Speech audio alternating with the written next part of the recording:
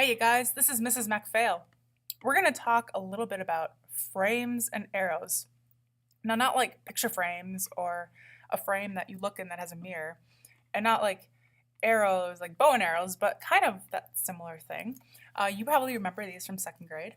Um, the boxes you see here with the numbers in them, those are called the frames, and these little arrows are called, well, just that, they're called arrows. But these are patterns in math that we use, and there's usually a rule. Actually, there's always a rule. I take that back, that goes along with it. So how the rule works, if you need a reminder, is that the rule is the arrow between the boxes. So for example, the rule for this problem here would be to add 4. So we're adding 4 from 52 to 56. And then you would have to add 4 from 56 to 60. And then 60 plus 4 would get you the next box, which would be 64, and on and on. So that's how you use rules with frames and arrows. You can also have rules that are negative numbers, or it asks you to subtract. So for example, if you would think, how would you go backwards here?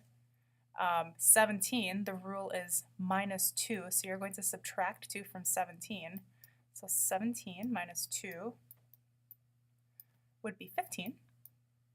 And then you can actually check your work right here because 15 minus 2 is 13.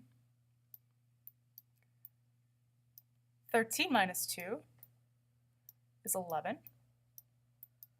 11 minus 2 is 9. And 9 minus 2 is 7. So that's the rule for this one. So you can have negative rules too. Also notice that the boxes have changed, the frames have changed, they're diamonds, whereas before we had squares. They can be kind of any sort of shape really, so don't let that throw you off at all. This one we have hexagons, for example, and this one we have a rule of +3. So you notice though that they don't have the first hexagon filled in. So think to yourself how you would find out what that first hexagon is if you don't have anything before it, but you have a number after it. If you said you would have to subtract 3, you're right. So in order to get this first box that we don't have, and we have a frame after it, we're going to subtract 3, even though the rule says to add 3 because we have to go backwards to get that first box. So 23 minus 3 would be 20. Which makes sense because the rule 20 plus 3 would give us 23. 23 plus 3 would give us 26. 26 plus 3 would be 29. So we're also get to work on just some number counting here. If you wanted to fill in these boxes, you could, but I think you probably can fill those in. You just keep going up by 3s. Did you know that Mr. Nutty even loves frames and arrows? In fact, he uses them for counting his acorns. He finds it really handy because he likes to group them. And you can kind of think of frames and arrows like skip counting, right? Sometimes you are going to have frames and arrows, but you won't have a rule. So you kind of have to be a detective with Mr. Nutty and figure out what your rule is for your frames and arrows. So you can look here and see, let's see, 62, and then it's going up to 72. So the rule in between that, it looks like it's going up by 10.